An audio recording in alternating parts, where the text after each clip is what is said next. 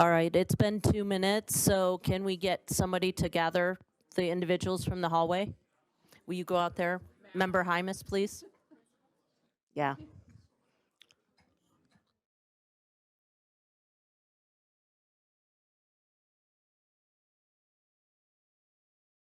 Let's see, we're missing Member Straight, Member Norton, Member Hymas.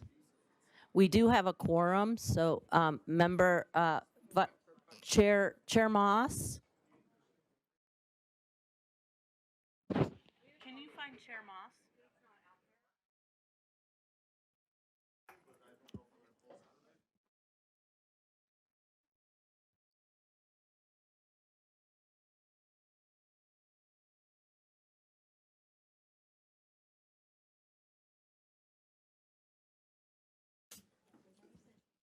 Well, we wait for Chair. There we go. Chair Moss, we're ready to start. If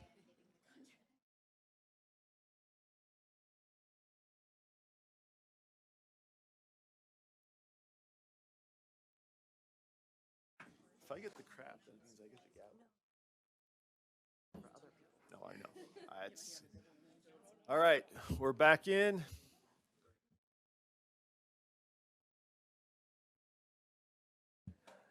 And we will turn to our monthly budget report from Deputy Superintendent Scott Jones. Thank you, Deputy Jones. Good morning, Chair Moss, board members, members of the public. My name is Scott Jones. I'm the Deputy Superintendent of Operations. This is your monthly budget report. I can attest that the Utah State Board of Education is capable of meeting all financial commitments and obligations for the foreseeable future and through the end of this fiscal year, state fiscal year 23. As I've articulated before, we have quite an expansive budget. We provide this report to you, board members, and the public to the program level because we are mandated to do program accounting as your local education agencies are as well. So, you know, what's good for us or what's good for them has to be done by us as well before we implement or do a compliant standard. It does start at the top with the assessment section, but then flows through section by section. At this time, Chair, I'll pause and see if there's any specific questions from board members on the monthly budget report, any programmatic aspects of the report and or any of the section and our expenditure rate to date. Thank you, Deputy Jones. Any comments or questions on the budget from board members? Seeing none, let's move forward. So at your direction, sir, yeah, I'll move to the discretionary funds report. If you'll just click on that, Kels. Okay, what we've done this month for the first time is just a business process is we've provided both reports. What I mean by that is we provided last month's discretionary report for your review and now an updated one. The reason why we did that is we were getting a lot of questions on, well, where were we at last month, right? You know, and so hopefully this helps you as board members see the status of the previous month. Now we have the update this month. On this month's report, it's the highlighted areas. You can see either the corrections or updates to the report to where we're at. If you can scroll down, and these are line by line with the project numbers based on, you know, whatever updates we made since your last report last month to your discretionary funds account. Kelsey, if you'll scroll back up to the top, I want to draw the board members' attention. I always do this. Draw your attention to the upper right-hand corner. These are your remaining balances. As your comptroller or your financial or your business administrator, I encourage you to try and commit the funds that you see in the remaining column. State funds are unrestricted. There's a lot you can do with state funds. Federal mineral lease funds, as an example, are designed for research and development type activities. You can make a motion as a board member anytime to utilize any of these funds. You know, I just want to make sure that that was made clear to the board members so that we can get a commitment. We are not in the business of spending money just to spend money, but the sooner we can get those what we call encumbered, either by way of a contract or a project that you see listed down below, the better off we are. This is all public facing, and it's a dollar for dollar tracking of what you as the board do with your discretionary funds. Chair Moss, subject to any questions or concerns on the discretionary report, I'll just add some other clarity on this month's report. Member Lear? I was watching thank you, Chair. I was watching a committee meeting the other day, and I thought that a legislator was asking to have a program approved by the committee voted it down on party lines. Is that the kind of thing, to your last point, is that the kind of thing that a board member could talk to a legislator and say, the board has some money, would you be interested in working with the board on this kind of a project as a pilot? Is that appropriate? Chair, if I may? Please. The answer is yes. I feel that that's appropriate for a board member to engage with the legislator along the line that Board Member Lear described. It's not for a staff member to do that. But not to commit. I would, No, you know. no, you never, need to run ever it through, I'm just- sorry. I'm sorry. Never to commit, just to say, would you be interested in working with the board on this? Thank you. Right, yes, ma'am. Thank you, Member Lear. Okay. And just to clarify too, as part of the monthly budget report, we make available to you and the public the latest update to our CARES Act, ESSER APR funding. Once a quarter, we do what we call a drill down or more specificity, slide-by-slide type report. That information is available to you though. So if you have any, or Chair, just pause there and see if there's any questions or concerns with this month's update to the CARES Act or CARES report. I'm seeing no lights, so let's keep moving. Chair, at this time, if you'd recognize our representatives for the RISAs, we made this an integral part, their report is an integral part of the monthly budget report. If you would recognize them and have them brought forward, I'm looking forward to seeing and hearing from them. They're awesome. Yes, please, and we apologize for keeping you. We greatly appreciate your patience and being with us. We heard from the Reeses up in PEA, I think that was yesterday. Feels like a week ago, Duke, but we greatly appreciate what they do for our rural schools and welcome you for a presentation on the things that you're working on. Thank you. Well, good morning. We're grateful for the opportunity to be before you today. My name is Duke Mossman. I'm the director for Northeastern Utah Educational Services, one of the 4 REISs in the state, and we are based in Heber City. And I drew the short straw, or I don't know if it's elder abuse, but for some reason I'm the one here. I'm doing the intro. With me today is Superintendent Styler from Millard School District and Superintendent Hughes from JUAB, who are chairs of their respective regions. And so I'm here today just to give you a quick overview of who we are and what we do. Kelsey, if you could move to the next slide, please. This map shows you how we are organized. We were actually created in 1969 to serve 26 rural school districts and divided into 4 regions, and with the main purpose of providing economies of scale and educational equity. But really our main function is to save state funds, to help the LEAs pool resources to provide services to their students. And we are governed by our boards. Our boards consist of our superintendents and our charter directors that are in our region. We are funded through direct appropriation through the legislature, a $2 million appropriation that is divided 4 ways. We also receive some funding from UETN. We also receive funding through our actual member LEAs and through grants. And really, if you have discretionary funds that you need to get rid of, we're happy to accept those as well. All right, next slide, please. And we really consider ourselves as a partner with USBE to help you with your strategic goals. And we kind of listed here, the goal of early learning. It's a huge goal for all of us to have all kids at reading level by the end of 3rd grade. And so some of the projects that we're involved in regards to that goal is with our pre-K early learning coaches. And this, we'll talk a little bit more a little bit later, but we do have a funding request that we'll be talking to you about in regard to that. Safe and healthy schools. With HB 473, we were granted the ability to apply for mental health funds to use at a regional level so that we could hire behavior analysts, school psychologists, social workers to work at the region level where, our smaller LEAs and charters can't really afford to employ one on their own, even with the grant funds. And so we pool those monies or apply on behalf of the region to hire people to meet those needs. Okay, next slide, please. Okay, personalized teaching and learning. As it says there, we all have technology trainers on staff, and we provide a ton of teacher training through endorsement programs, through the conferences that we hold. We hold an annual conference every July, which many of you have attended, and just to provide as much training to our teachers to keep them up to date. And letters is a big part of what we're doing right now, all across the rural regions with our pre-K early learning coaches. And then effective educators and leaders, again, through our professional development services that we provide and through the conferences. And then our board meetings themselves, where our superintendents and charter directors can meet together monthly to talk about what's going on in the region, issues that they're having. It's kind of like a professional learning group just for the leaders of our regions.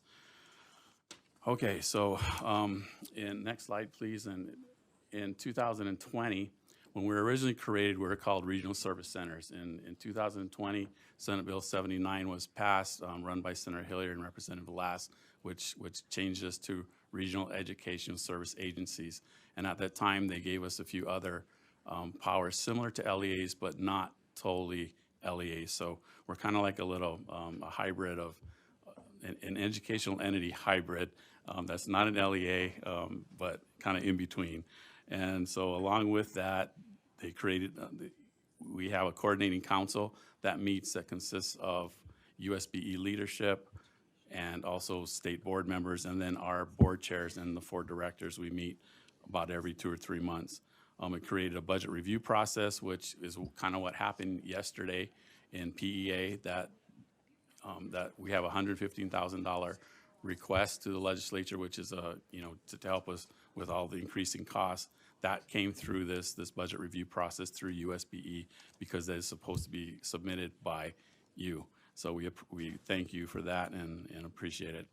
And then also granted us the authority to provide services directly to students, which we didn't have before, and also gave us the ability to apply for grants that LEAs can apply for, which is huge for us to help our regions.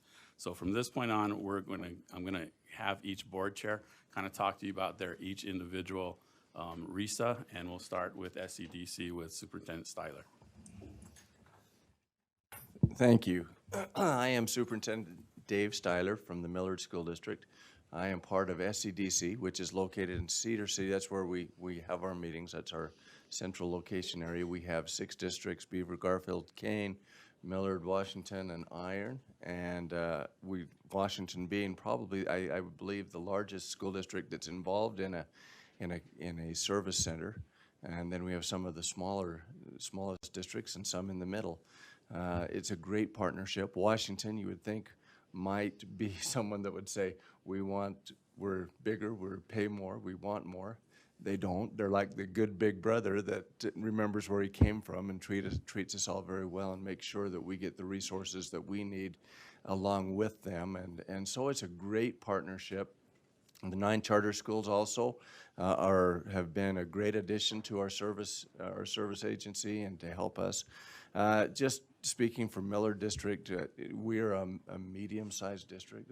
Medium, small in comparison, but medium in the scale of things in the state. There are services that we could not provide by ourselves, certainly in the scale that we get, as far as mental health things, as far as providing the Apple program, as far as providing technology endorsements and things for our teachers. We've had many get the Apple and their license through the Apple with SCDC's help. We've had, I think at this point, 18 teachers get their educational technology endorsement, which is a great resource. We partner with SUU. We also partner with SNO on some of these things. But because we're in this group together, we can partner. We can do things that we couldn't otherwise do on our own. And so these agencies are invaluable to us. We could not do nearly the things that we're able to do if these didn't exist. So we appreciate them very much.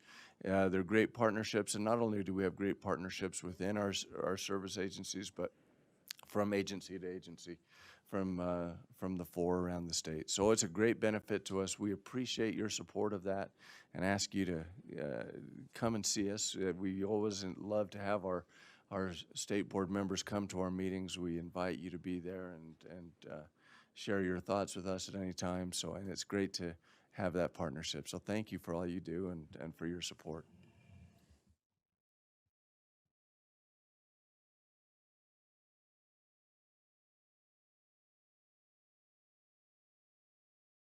Right there. Okay. Board members, I'm Superintendent Cody Hughes, Juab School District. Now is the time to pay attention. Are you ready? Okay. So, I'm going to report on the CUES region. CUES region is a Central Utah Educational Service Centers. We encapsulate 7 school districts, and we actually have 3 of those small school districts in our state or right there in our area. Myself is a medium-sized district, but I'm going to give you one thing and we do have some new board members, so I want to give you one little clip of history here. So this is my 13th year as a superintendent, and I was in Tintic School District before I was in Juab. But when I first came into a regional service center, it was about getting paper products and utilities and mainly school resources for schools at a very consolidated. We could take all these 7 districts through our region and get things at a great price, and it was a great savings for our tax dollars. But what's really happened over those years of my time there is it's become this huge engine that provides resources for kids and for our community. So if you go to the next slide, you can look at these later, but I'm just going to point out one on each slide. But right now, security and data privacy. You guys just had a huge conversation about security and privacy and all those things. Well, I want you to think about the limits that those local boards have with their local providers and with their districts and the staff that they have. We're able to take our regional service centers and have now layer after layer in concert with what the state board does here in the state office to provide extra securities and services for us. That goes for financial securities for our parents in our districts, all the way down to student and data privacy there. Let's go to the next slide. Another thing I want to point out too, these are all of the educational opportunities that we have for our teachers and our students. But I want to point something out. With our partnership and what we've been able to do, just in 1 year, 1,700 graduate credits were earned just in those 7 school districts through my CUES region. 1,700 credits for our teachers to provide them more content, flexibility, and knowledge to pass on to our students. That's appreciated. So I just wanted to point it out and say thank you for that. Next slide, please. And this one right here, if we look at the public and higher education process, it was mentioned the Apple program and so forth. But one thing that's been great, and I just can't say enough to our appreciation to our legislature and to our partnership with the USBE, is we have 3 FTEs committed in our area for LCSWs and BCBAs, dealing with student behaviors. I had, just last year, unfortunately, in my own district, and it's happening everywhere, we had a student suicide. Without the resource that's provided through my CUES region, my staff, my families would have been lost. So I have to say wholeheartedly and emotionally thank you for that. My service center is a lifeline for me and for our 7 districts. And I just want to say I appreciate all the way from the legislature to the state board what it does for our kids. And I'll turn the time over to my colleague. Wow, get double mics. Following Cody is no fun. So I appreciate your time today. My name is Micah Salas. I'm the superintendent of Carbon School District, and I serve on the board as part of the Southeast Education Service Center. Our office is located in Price, and you can see obviously we serve over 10,000 students. The 4 school districts that we serve are Carbon, Emory, Grand, and San Juan. We also serve 2 charter schools, one in Price and one in Moab. Go to the next slide, please. Thank you. I want to spend just a minute on this slide. It's important to realize, obviously, we all have different needs, but I would like to point out just geographically how large our region is. It poses its own unique problems for us, and, well, I shouldn't say problems, challenges that we overcome. I live in Carbon County, obviously, and I just want to I just want to share something with you. I used to work for the Service Center years ago, 24 years ago. I was a technology trainer for the Service Center. And I covered Carbon Immigrant in San Juan every week. And I can get to Pocatello, Idaho faster than I can get to some schools in San Juan School District. It takes 6 hours one way to get from my house to some of the schools like Navajo Mountain High School, Monument Valley, Bluff, Whitehorse High School, and Montezuma Creek Elementary. So when we think about someone who maybe lives in Spanish Fork or Provo and asking them to cover an area clear up into Idaho, we just wouldn't do that. It just doesn't make sense. But we do that all the time in southeastern Utah. And I'm not complaining about it. I love living there and it's wonderful. But I do want to just kind of emphasize the geographic spread and some of the unique challenges that we overcome. And Shane Erickson is our director of the Service Center, and he and his employees do a tremendous job to help these very geographically isolated schools and communities and try to give them the same level of support that students have in the Wasatch Front and other places, and they do an excellent job of that. If you've never visited us, we the same as the others, we welcome you. There's just nothing like getting in the car and driving clear to Monument Valley or Navajo Mountain. You can see it on the map, but it really is something. And they do an excellent job to try to provide our students an equal level of support that they would get in another region. And I'll let you read the other slides on your own there. It's impressive, some of the lists here and the things that are done. But I did want to highlight that distance. Thank you for your time. I think it's still morning. Good morning, or almost good afternoon. My name is Greg Mon. I'm superintendent in South Summit School District and part of the news region. And while news might be last on the list, it's certainly, I'm sure, first in all of your hearts. So I just want to add a little bit to what my colleagues have shared. You know, for starters, coming from an urban, larger district, and in a larger urban school, having been a principal of a large urban high school, when I first got to South Summit, I didn't know what our RESA had to offer. I was not really aware of what a RESA was and the role that it plays in the success of the smaller, more rural districts. And I was quickly coming to the realization that, man, I took some things for granted in a large district that I took them for granted. And so thankfully Duke came to my rescue.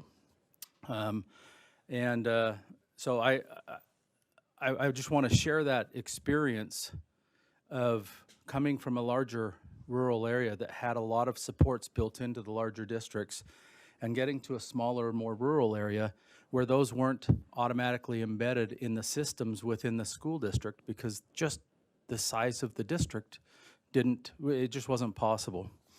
I know sometimes we get caught up on numbers, and I will say these numbers that you're seeing, they're impressive. Behind every one of those numbers is a story. So for example, if we take 116 on-site visits or just over 1,100 virtual supports for technology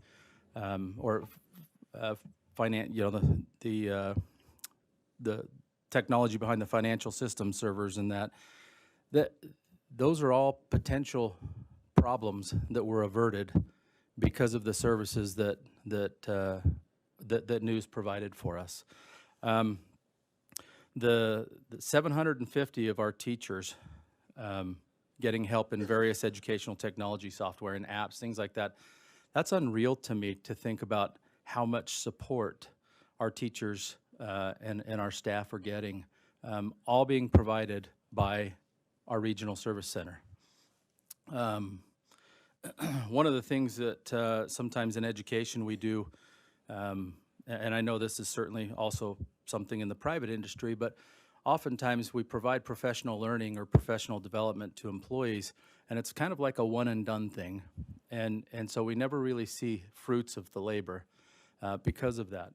And I think one of my noticings of being involved with the news region, and I know this is true for all of the regions, is that there's a plan of consistent support for all teachers in our region. So instead of a one and done, we consistently are circling back, providing ongoing training and ongoing support so that it's not just a one and done and lost and that's it. If you ever get bored and want to read lots of research, there's a ton of research about the effectiveness of professional learning for educators, and it typically always comes back to the ability to frequently circle back, provide whatever supports are needed to keep that push going.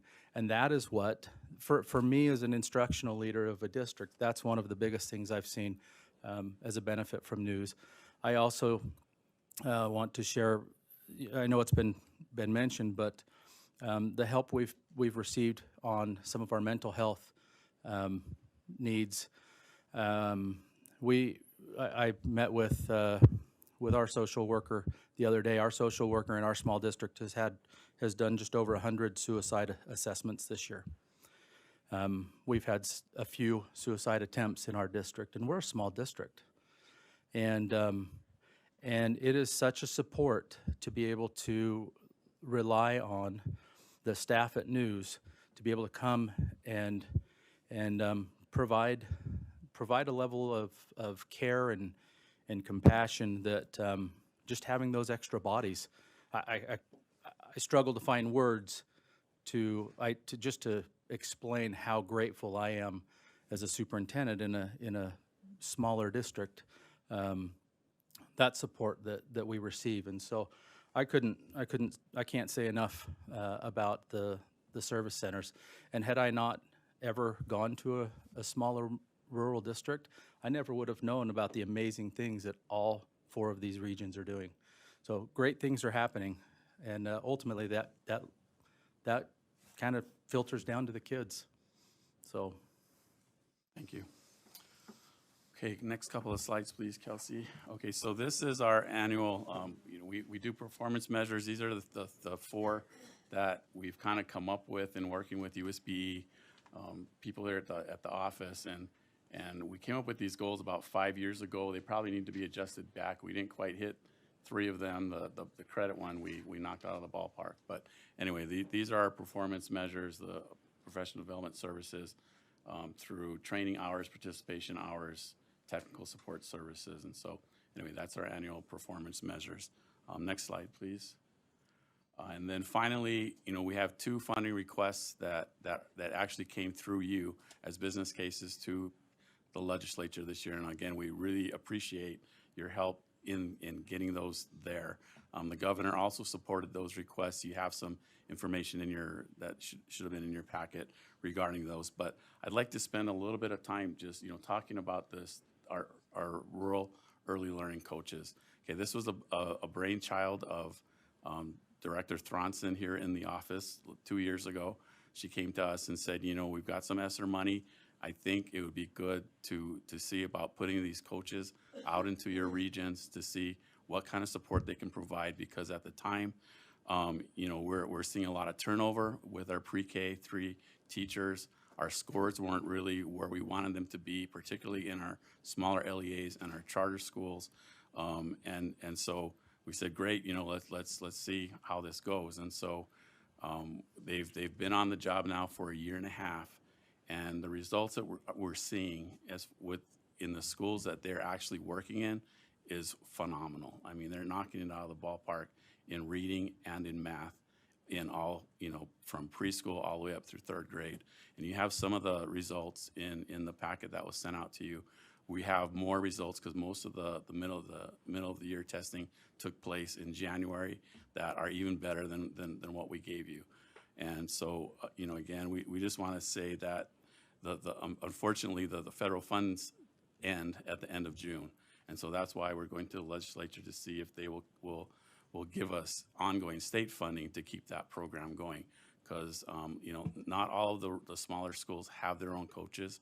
And this is where they're providing supplement to the schools and being able to move around the region and you know, they're in their classrooms, mentoring them, they're training them on how to read the assessment results, and they're having a huge impact on the student success and performance in their schools. And so again, we appreciate your support on that funding item, as well as our cost of living adjustment there. But, you know, just want to encourage you as you're up on the Hill over the next month, it's going to start heating up, and they're going to start cutting deals and rolling the dice and all that stuff over the next few weeks. And, you know, we really appreciate your support in trying to get that funding for the early learning coaches pushed through. So anyway, with that, I'm ready to take any questions, as well as any of my colleagues.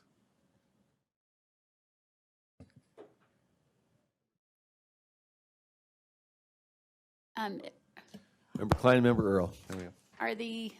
Are Utah's regional education service agencies part of any national associations? We are. So it's AESA. So nationally, we're known as an education service agency. So AESA is our parent group, so to speak. And so, you know, we're really small compared to the education service agencies across the country. I mean, you know, they're probably in, I'd say, 45 of the 50 states, and they're similar to us, but in some states, they run all the special ed for their region, or they run all the CTE. They do, you know, finance. They run the back end financial systems. So it's pretty diverse as far as what you see across the country, but we're pretty small compared to most of them. And how closely aligned are we to them as far as the work that you do or trainings that you receive, or? I mean, so they do one annual conference a year. You know, they do provide, they have a lobbying group in DC that works with the School Boards Association, as well as the National Superintendents Association. So they're pretty aligned to those two groups, and they're usually pretty together on all of the education issues that they're promoting in Washington. So our REISs are aligned to what they're doing in Washington? Is that what you're saying? Yes, as So- well as our Superintendents Association and School Boards Association. So it's a national entity? Like It's a group. Where it's moving towards a nationalized. I don't know if I'd say that. Movement. It's That's what just I'm- an organization, a national organization that we belong to. Okay, Okay, thank you. Yep. board members, let's keep it moving. I think may have lost, let's see, Member Lear? Short comment rather than a question. I've watched the regional service centers turn into REISs from the years when I worked at the State Board of Education, and then continued to work with them and watch them as I was in private practice. And I know this sounds like a love fest, but I just have the greatest respect for how they have tightened up their budgets. Their services are more focused. I've worked with almost all of these superintendents in different ways. They just get increasingly sophisticated. I love that they work cooperatively with charter schools, because the charters need it every bit as much. They're even more isolated.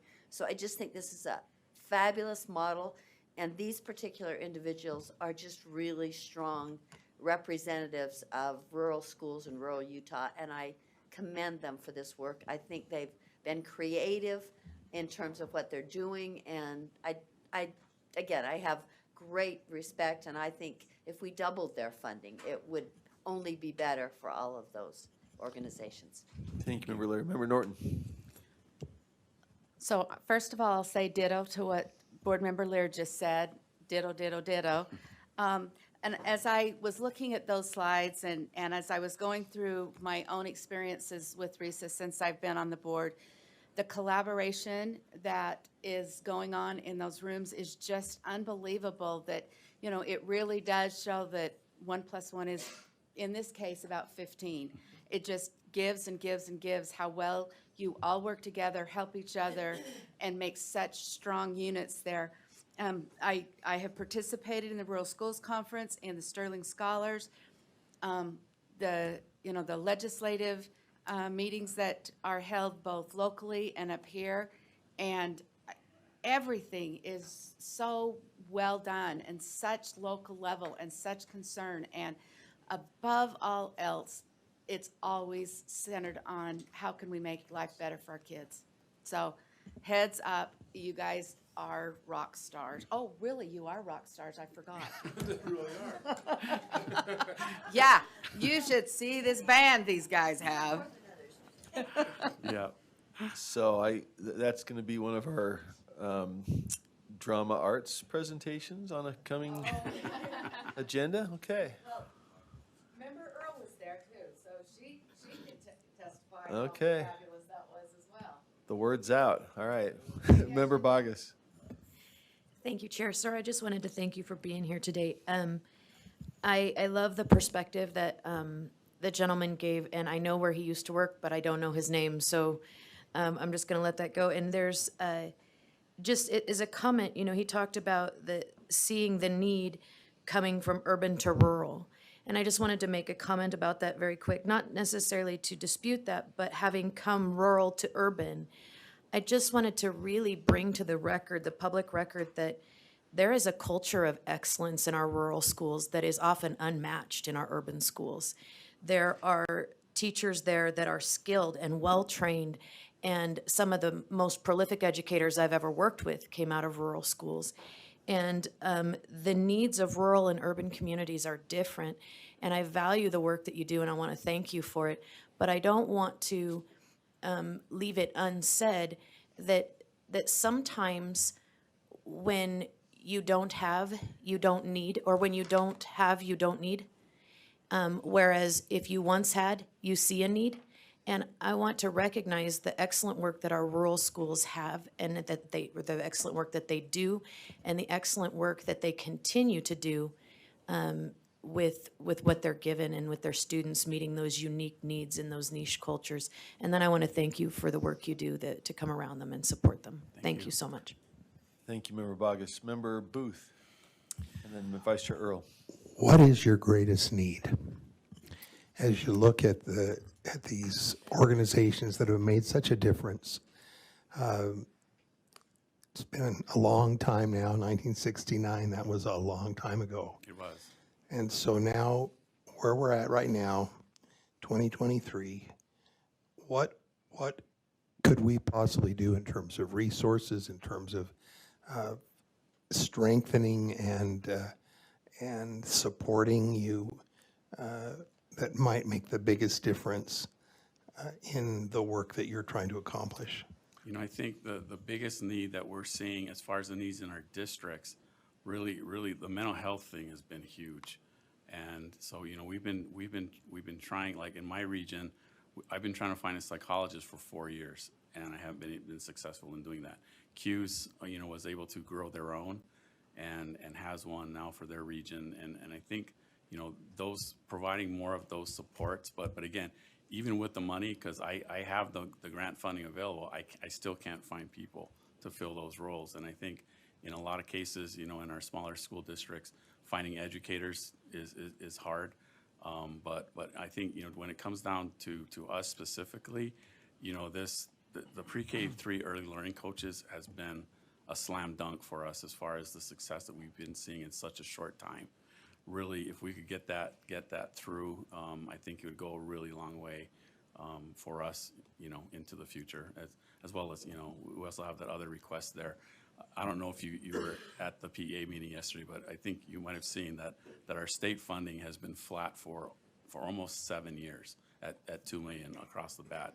And so this is the first year that we're getting hopefully getting an increase in that. And, you know, originally when that 2020 bill was put through, there was an inflationary increase put in it, but it was taken out at the last minute. And so we're kind of at the mercy of the legislature every year to get an increase. And, you know, and I think we're going to try and talk to some legislators about trying to get some type of annual increase in there built in into the future, rather than having to submit the business case every single year. I think it makes more sense. So yeah, we could definitely use some help there.